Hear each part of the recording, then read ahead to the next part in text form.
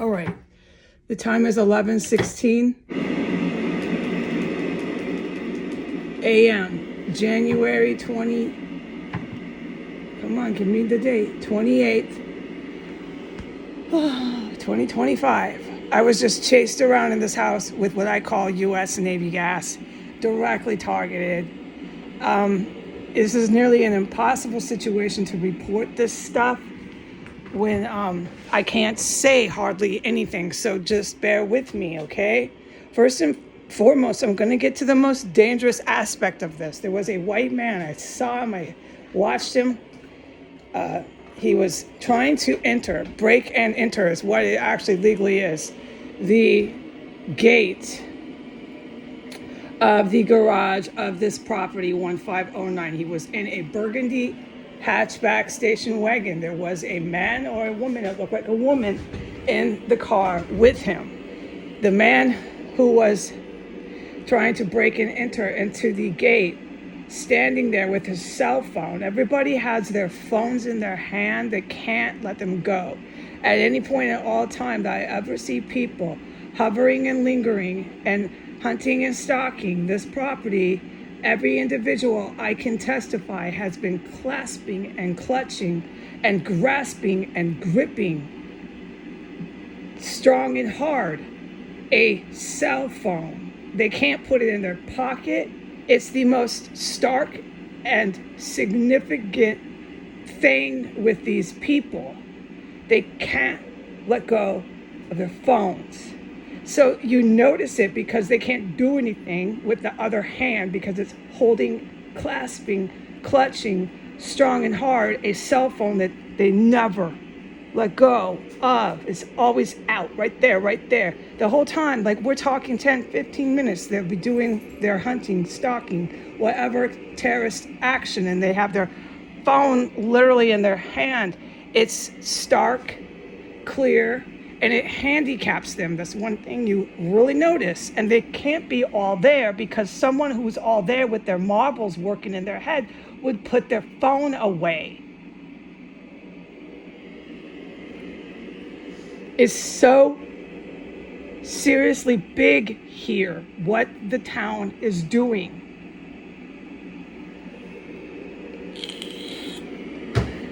The man was in his early 50s. He was about 6'1". He was about 200 pounds. He was a lily white Caucasian man. The woman looked very white that was in the car, but I couldn't ID her. Or a man, but it had shoulder length, chin length hair. The person in the car was on their cell phone. I could clearly see that. The man was on his cell phone. They're standing, trying to enter the gate. He kept fiddling, trying to enter the gate. The whole time he's trying to enter the gate to the garage of 1509, he kept his phone with the screen facing up in his hand. So this is what I'm talking about. They can never put their phones away. The man I'm IDing and describing is dangerous for me to talk about. I can no longer take this here. Okay, I'm in my house slippers and my pajamas.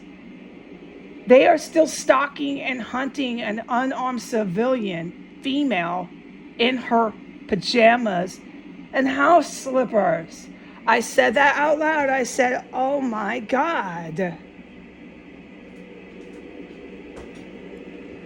Okay.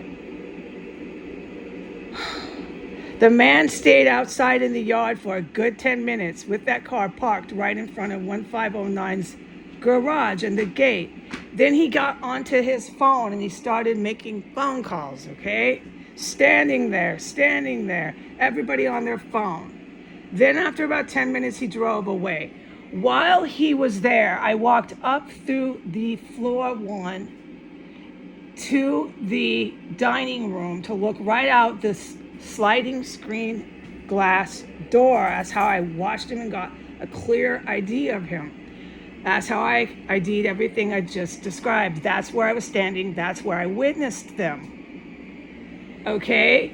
While I was standing there within 1 minute, I got hit with such strong fucking chemical gas. It'll blow your mind. I said, oh my God, they're poisoning me, because I never get over the shock.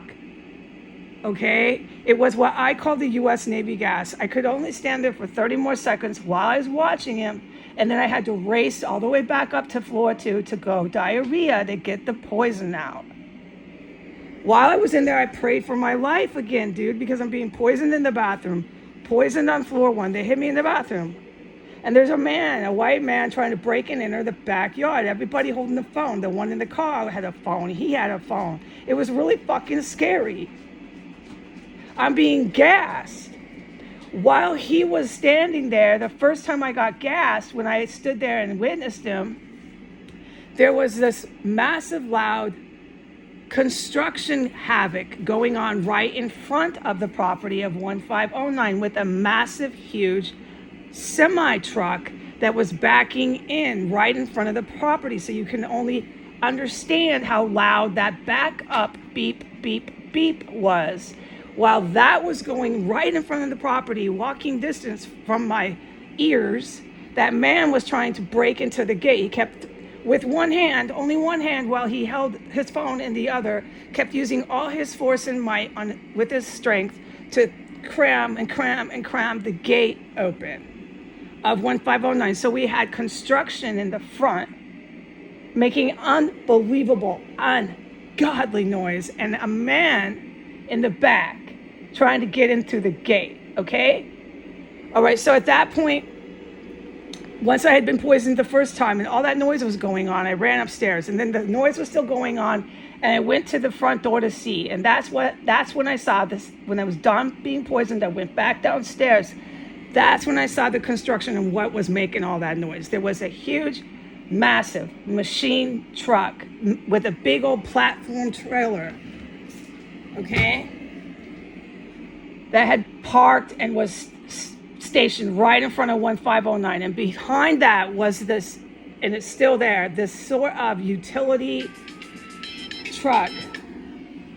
I am not good at these kind of city huge machine trucks. It's some sewer or major construction type of truck that came with them, so you can only understand how much fucking noise these men were making. And at that point, I witnessed the man with the city or something on those lines, massive truck that came with the machine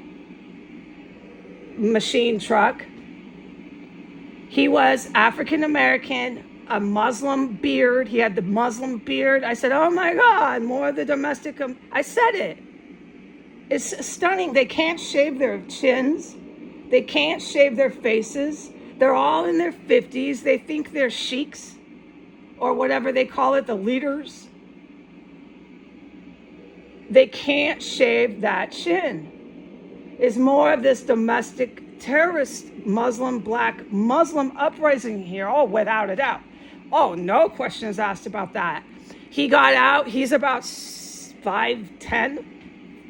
He's about 200 pounds. He had his beanie cap on, his Muslim beard. He had his cell phone too.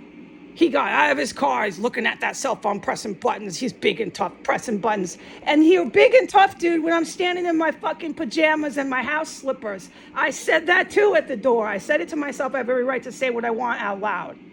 I said, you're that big and tough? You probably perceivably believe so, dude. I'm a fucking female, unarmed, being poisoned in my slippers and my fucking pajamas. You're big and tough, looking at your phone, man, yeah? So we had one in the back looking at his phone. The one in the back with the guy. There was a woman or whatever. Everybody looking at their phones. I'm talking 2 phones in the back. I'm talking 1 phone in the front. I'm in my fucking slippers and house pajamas. I'm looking at this dude. He's all big and tough, Mr. Authority with his Muslim beard and his beanie cap. African-American motherfucker, domestic terrorist. Then he stands there with his big old work boots and in front of his truck, pressing on his phone. Then he doesn't let go of his phone. Nobody can do that here. Then he walks over to the property. I watched him, of 1505. All right? At that point, I got gassed again. I'm standing in the door watching him, and I get hit with that U.S. Navy gas again. And I'm like, oh my God, this is why I said I'm in my house slippers and my pajamas, and these motherfuckers think they're so tough. It's unfucking believable poison. I was just fine, dude, until they light me up. And then I had to go racing back upstairs a second time to go diarrhea. By the time I come back down, that big machine truck that was parked in front of the house had driven off.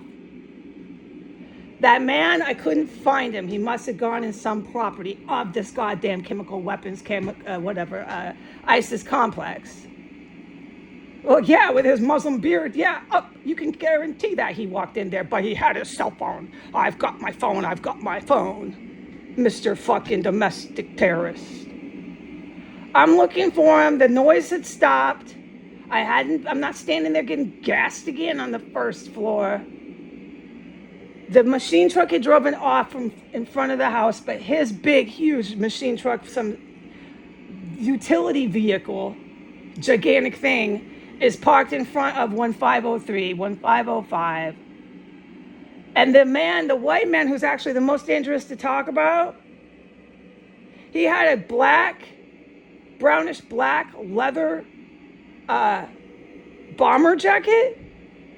He had it unzipped. He was dressed all casual in jeans and a t-shirt. He had a belt. His hair was salt and pepper, about 2 inches long. He has this style, this gelled, longer 2-3 inch style going up. I can't describe everything. Anyways, he didn't wear optical glasses. He's lily white. He walked up to the gate like he had every right just to come right in here with this huge trucks and noise, everybody on their cell phone.